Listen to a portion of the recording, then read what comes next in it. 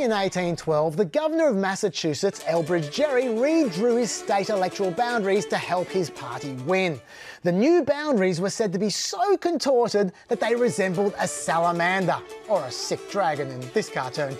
But the idea stuck, hence the word gerrymander. And this is how gerrymandering works. Take this area here. If you split it up into 5 fairly drawn political seats, you'll end up with 2 red seats and 3 blue seats. Easy enough. But if you get all creative with those electoral boundaries, you'll end up with a blue seat, a red seat, a red seat, a red seat, and a blue seat. In other words, a red majority, even though there are more blue voters. What a dodge! And that is gerrymandering. Let's bring this into the real world. This is what North Carolina's 12th district looks like. This is what New York's 10th district looks like. And this is what Maryland's 3rd district looks like. A roller skating angel carrying a fox in a bag, according to one Redditor. And after the Supreme Court effectively rubber-stamped gerrymandering in 2004, gerrymandering went into overdrive, starting with the electoral redistricting after the 2010 census. According to one study, partisan bias tripled compared to the post-2000 districts, and in a way that gave a big advantage to the Republican Party. An advantage like this.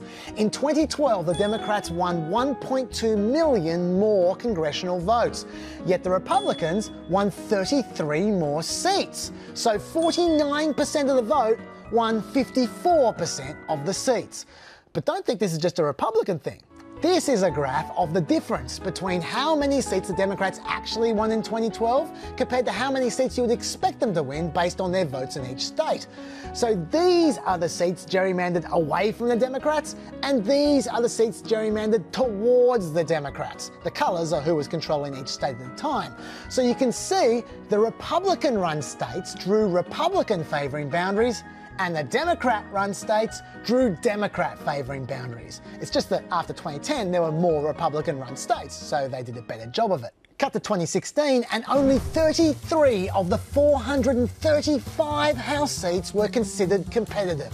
Was there a partisan slant there? You bet. An AP analysis found that Republicans won as many as 22 additional House seats over what would have been expected from the average vote share across the country. And that study I mentioned before found that to win back the House, the Dems would need to win between 54 and 55% of the popular vote.